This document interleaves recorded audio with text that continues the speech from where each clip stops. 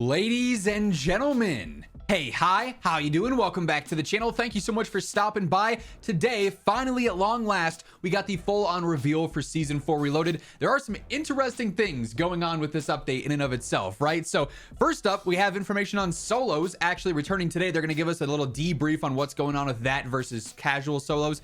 The update itself is actually launching on July 2nd, next Wednesday. We typically don't see major updates on Wednesdays. It's usually a Thursday deal, so things are very strange this season in general. There's been a lot of extensions, delays, all sorts of stuff going on with Season 4. The weirdness continues here with Season 4 Reloaded, but we have a full blog to go through in detail here. As we do so, if you guys enjoy the video, a like rating is always seriously appreciated. And if you're new to the channel, you want to make sure that each and every day you are in the know for all things going on in COD. Be sure to hit that subscribe button and turn on those post notifications. So we start off first with Black Ops 6 Season 4 Reloaded content with multiplayer. We obviously have a couple of new maps dropping. Fringe is coming back as a remaster, of course, from Black Ops 3. Really curious if they implement any sort of like LTM with advanced movement, anything like wall running, jetpacks. We had those in the files, as you may recall. Could be for something like this because Black Ops 3 had that movement. But yeah, Fringe is a classic. Really curious to see how that plays in Black Ops 6. We also have Eclipse coming as a small map. This is going to be available in 6v6 and 2v2.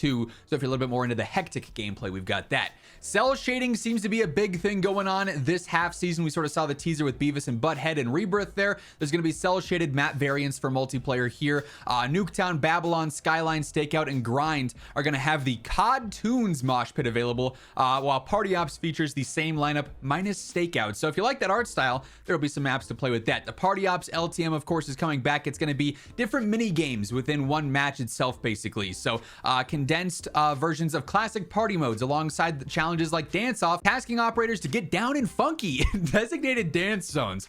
This is Call of Duty now, folks. We've got our Zombies Reloaded content as well. Jumping right into this. We've got Good Grief gameplay updates. Treyarch is bringing a new round of gameplay updates to Grief in Season 4 Reloaded, including more punishing Grief effects against enemy players, bans for certain revive-related gobblegums, faster zombie spawns after cap zones are completed, whimsical gobblegum rewards for players who finish their matches, and more. Watch for patch notes prior to the start of Season 4 Reloaded, which, of course, we're going to be covering next week, so stay tuned for that. The Abomination Challenge LTM is going to be taking place during the Beavis and Butthead event, so they don't even give us dates anymore. They learned their lesson when they played out all the dates, and then we're like, oh, you guys didn't do any of the dates correctly, and they just removed them all, right? But we have Abomination Challenge. This is going to be available with the flow mode on a cell-shaded map. There will be restrictions with this, though, on Liberty Falls.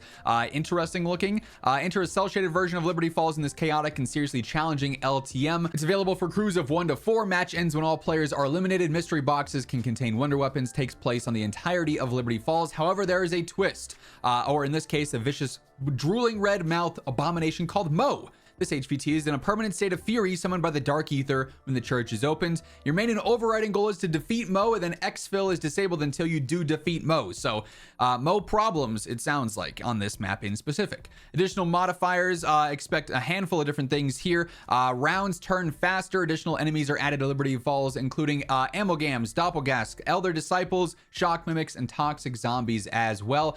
There is no refrigerator power-up. Flow state is available, assuming you can slay enough of the undead without taking damage to activate it. You won't be able to save and quit, do the main quest or any Easter eggs. Rampage Inducer not available. No exit strategy or idolize there. No problems. I swear I didn't read this beforehand. They're stealing my jokes live in the blog. You guys are witnessing this firsthand, all right? Mo, the HVT Abomination, is a force to be reckoned with. He has an extremely mean disposition, inflicts the maximum damage at all times, has an impressive constitution, loves to sprint at foes as often as possible, doesn't like the taste of equipment, and has said he headbutts you with such force that your perks are knocked out of you. You can lose perks if you get hit by him, I guess. There's also the Starting Room LTM coming in season, so a few weeks after Season 4 Reloaded drops. It's a pretty self-explanatory situation here. You start in the Starting Room, and that's about it. Features classic round-based zombies baseline rules, available for crews of 1 to 4. Match ends when all players are eliminated here. So if you like the added challenge here, Starting Room is going to be available on Liberty Falls, Terminus, Citadel de Mor, the Tomb, and Shattered Veil there as well. There's also Zombies leaderboard events. They're going to be coming as well, as a part of the various different events that we got going on. King of the Dead leaderboard, and then also the a secondary version of it basically there. So if you're interested in grinding that out, that'll be available as well. We also have our Warzone specific content with Beavis and Butthead here. So gameplay features. Need a little edge in the fight, calling a care package. Originally in the Clash mode at the start of Season 4 now comes to multiple modes, featuring 2 new gameplay items, the hand cannon or the door barricade. Get rewards by completing the search and destroy contract, and stock up faster by using the new Loot Master perk. So care packages come into Battle Royale Normal, Casual, Resurgence, and Plunder there. Features, again, like they said, the door barricade and the hand cannon. Search and destroy contracts going to be available in BR, Resurgence, and Plunder. The new gameplay content with the Loot Master perk is just Resurgence and Plunder, which gives you more loot when you open up crates there. Cell Shaded Rebirth Island is officially coming now. We saw this teased with the original Beavis and Butthead announcement a few days ago, but yes, again, if you like this art style, that'll be an LTM for Rebirth. We've also got Havoc Royale as a new LTM, 15-minute long matches roughly with this. Change up the normal gameplay with modifiers that disturb the fabric of reality. Havoc Royale drops operators into specific areas of Verdansk, so it'll be like Resurgence cut down a little bit. Buy stations, these have been adjusted as well to sell buybacks, armor plates, gas masks, barricades, munitions, redeploys, hand cannons, UAVs. Then you have 6 different abilities, basically power-ups in this. There's going to be charge jumps, so you can jump up higher. Cranked is going to be there. Outlines enemies periodically with a red flash. Operators have a HUD indicating when enemy foes are nearby, as well as tracker footsteps. You've got Crouch Potato. When crouched, operators transform into a sack of potatoes. Movement and jumping are still possible, and health as well as armor slowly regen while crouched. That sounds insane. ICU, all operators have an advanced UAV. Melon heads, operators appear with watermelon heads instead of normal heads. Make it rain, more ammo and cash become available. Unregulated airspace, the airspace is no longer overcrowded, so you can just spam streaks. That's going to cause crashes. I already see that coming from a mile away, right? We got Showdown, which is a finale modifier. All operators are given an identical loadout. Then Rising Gas, operators are warned that the gas will be rising vertically, so you have to get higher to avoid that. We also have Resurgence Casual coming, so that's going to be 44 players, combination of bots and then real players there. We also have Ranked Play Resurgence Trios coming to Rebirth Island, so this and normal Ranked Play will be available at once. There's going to be a lot of, I guess, mode salad, if you will. That's what the devs have called it before. A lot to choose from across normal and ranked there. We got the World Series of Warzone qualifier broadcast taking place, where hopefully it's not just overrun by cheaters again like it already was. Here's where we get some details on solos. Obviously a hot topic going on now. At the start of Season 4, we launched a new playlist test by introducing Battle Royale Casual Solos. This was driven by overwhelming success of Battle Royale Casual Quads, which started at Season 3. We're always reviewing engagement data to make sure we are continuing to deliver optimal gameplay experiences to as many different players as possible. Over time, the data has shown that standard solos has underperformed. This trend has become even more pronounced with Black Ops 6 Warzone, where solos was the lowest across the 20 available playlists. No one was playing solos, or not enough people were playing solos. In an effort to solve this, we introduced the casual version of solos, welcoming a more light experience, basically. Given the success of casual quads, we felt that casual solos could offer a nice, approachable way. To accurately test the appeal of solos, we removed standard solos from the playlist, which backfired tremendously on social media, but not necessarily in-game. This allowed us to isolate and better evaluate the impact of casual solos. Here's what we learned. 3 times more players jumped into casual solos compared to standard solos. Queue times, ping, and other matchmaking metrics were better. The mode was popular with both existing and returning players.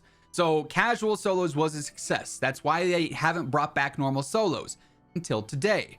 This test not only gave us deeper insight into the viability of casual solos, but reaffirmed existing data around the low engagement of standard solos. The results show that casual solos fills a gap in our playlist that many players are interested in. The next step in our test, which launches today, so solos is back today, is to make both modes available. So casual solos and normal solos are each going to be active today. The side-by-side test is important for our part of an important part of ongoing effort to refine our playlist experience. We'll share more results at a later date. Thanks to everyone who jumped into casual solos so far. Your feedback is appreciated. So solos is back, it's official, but it's not going to necessarily always be a thing. If they bring it back today and it doesn't do successful over the next few weeks, we might just have casual solos forever.